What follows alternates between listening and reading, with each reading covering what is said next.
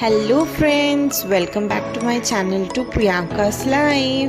তো আজ হচ্ছে সানডে। তো আজ প্রচুর রকমের রোদ বেরিয়েছে, তো ভাবলাম চলো তাহলে আজকে জামা কাপড় অনেকগুলো বাকি ছিল, তো সেগুলো কেচে নেওয়া যাক। তো আমার জামা কাপড় কেচে একদম মেলে দেওয়া হয়ে গেছে। তো আজকে যেহেতু সানডে ছিল, আমার ছেলে সকালে একটু পার্কে গেছিলো, এসে একদম টায়ার্ড হয়ে ঘুমাচ্ছে। তো চলো আমি এখন স্নান করতে যাব, তার আগে আমি চুলের আঁচড়িয়ে নিই ভালো করে। তো আমি এখন যাচ্ছি হচ্ছে আমার বাড়ির পাশেই একটা নতুন মন্দির উদ্বোধন হয়েছিল কিছুদিন আগে। তখন আমি আমার মাম্মির ঘরে ছিলাম, তো আমি সে কারণে আসতে পারিনি। তো আজ আমি ভাবলাম যে চলো তাহলে একবার ঘুরে আসা যাক। তো আমি পৌঁছে গেছি মন্দিরেতে। তো মন্দিরের মার্বেল দিয়ে পুরো কাজ করা মন্দিরটা, আর এত সুন্দর বানিয়েছে মন্দিরটা। চলো তোমাদের সবাইকে দেখাই। এই মন্দিরটা একদমই অল্প জায়গার মধ্যে তৈরি করা হয়েছে, আর এত সুন্দর মার্বেলের কাজ করা হয়েছে এটাতে। আর এটা হচ্ছে ভেতরটা। তো এখানে এখন কীর্তন চলছে মারবাড়ি বউয়েদের। তো ভেতরে এখন যে ঠাকুরটা আছে সেটা হচ্ছে সন্তোষী মা।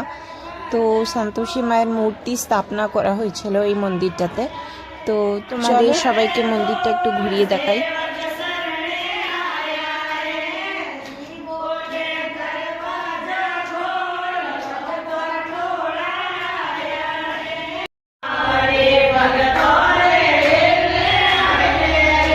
মন্দির থেকে বাড়ি আসার পর আমাদের আজকে বাইরে লাঞ্চ করার প্ল্যান হয়েছে।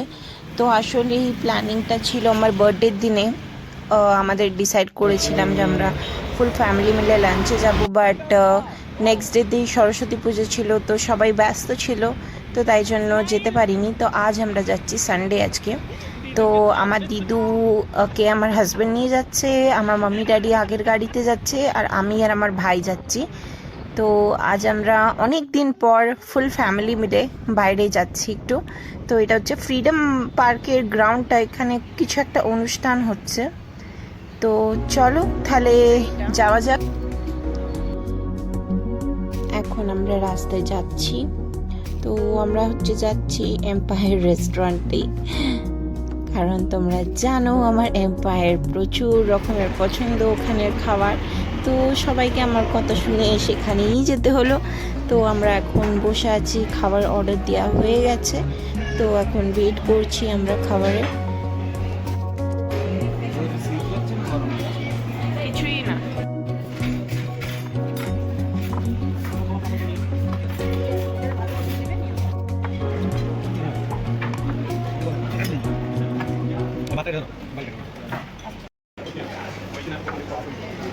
আমাদের সবাই লাঞ্চ করা কমপ্লিট।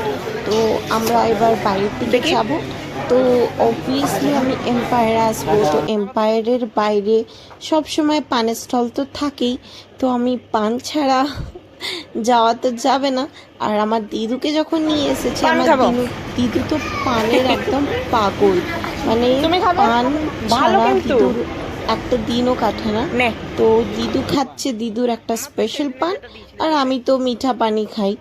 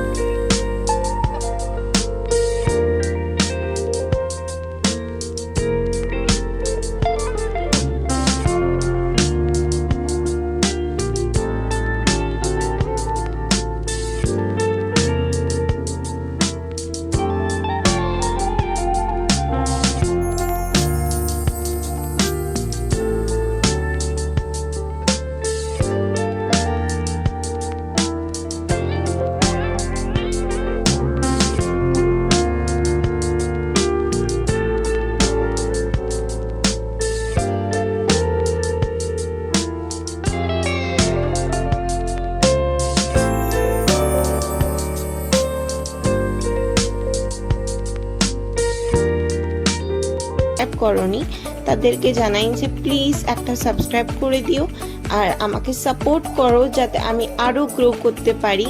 তো আজকের ব্লগটা তাহলে এইটুকুই আমি এন্ড করলাম, আর তোমাদের সবার সাথে